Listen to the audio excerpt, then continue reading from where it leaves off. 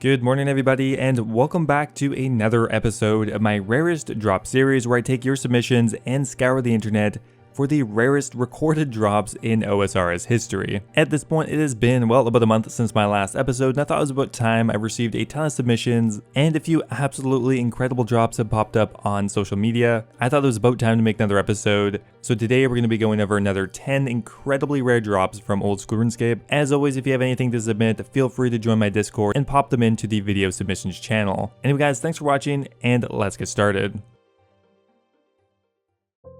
Now to start everything off here, at number 10 we have an anonymous player who has gotten incredibly lucky at Corp.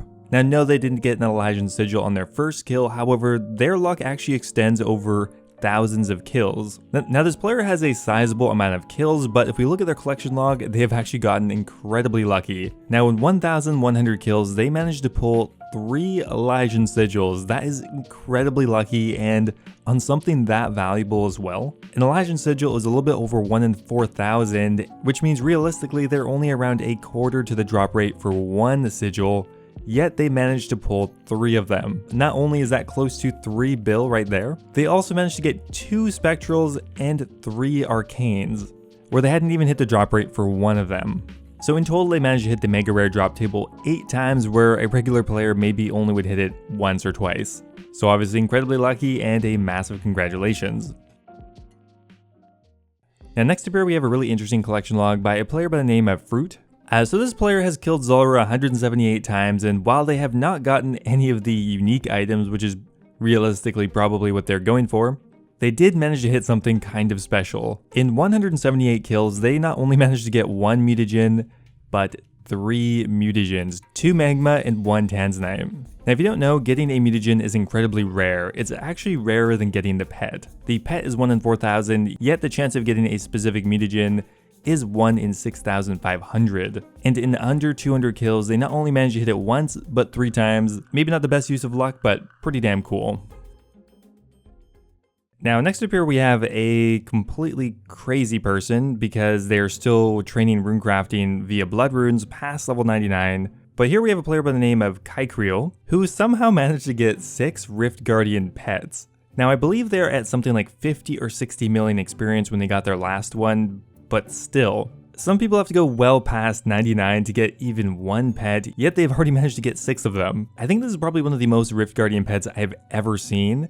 And they're on a normal count as well. Who knows, maybe this player just has an undying love of runecrafting, but regardless of pretty much any scenario, having 6 runecrafting pets is incredibly impressive.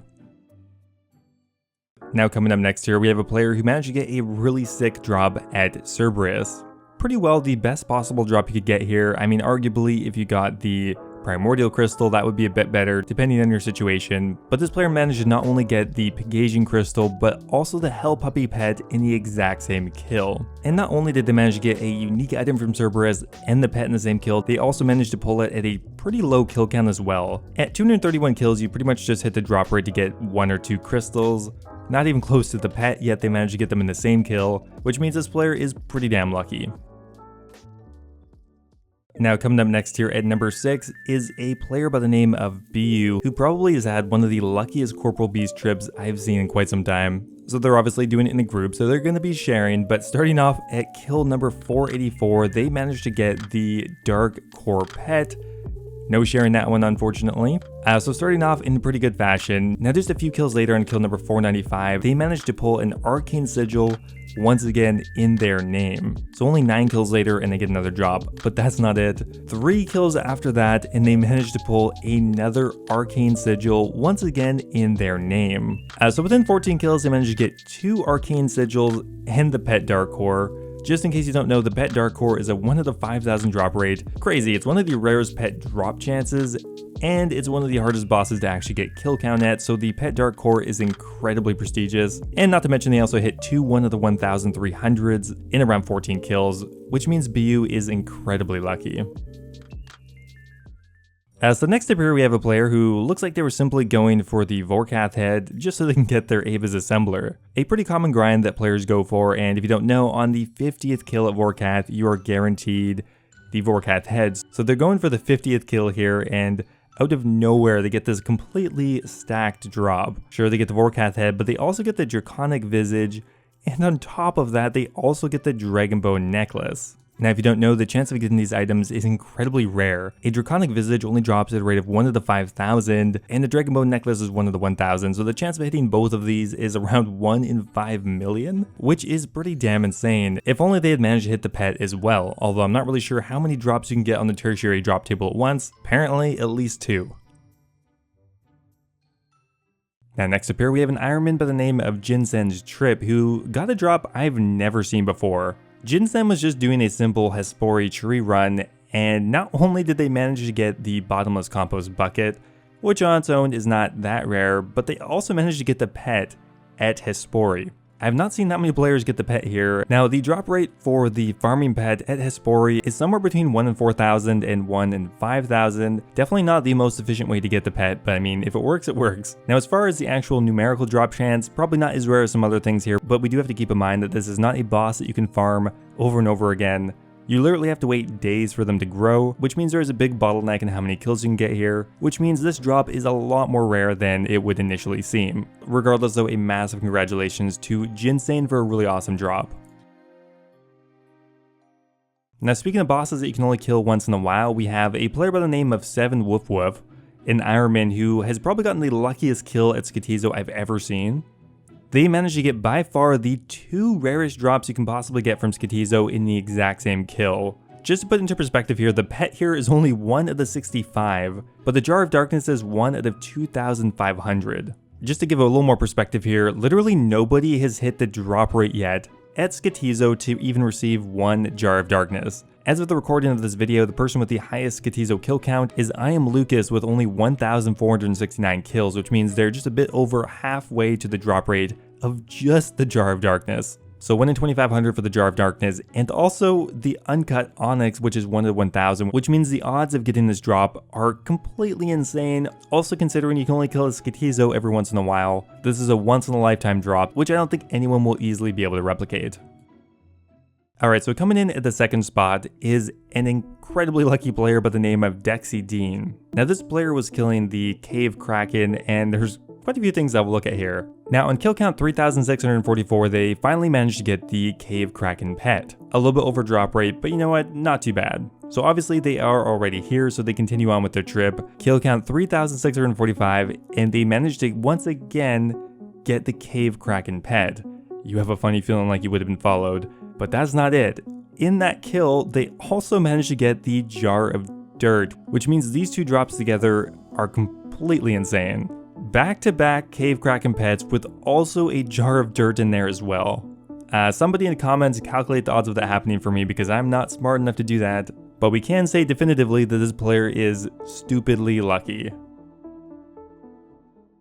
And finally here, coming in at the number 1 spot, is a player by the name of Carini. Now Carini was doing a master clue scroll, and they managed to get a once in a lifetime drop, or at least I would have thought it was a once in a lifetime drop if this hadn't already happened a few months ago. I'm not even sure what's more insane about this entire succession of events. The fact that Carini managed to not only get a 3rd age pickaxe, one of the most valuable and rare items in the entire game, currently valued at a bit over max cash. They not only got that in a single master clue scroll, they also managed to get the Bloodhound pet.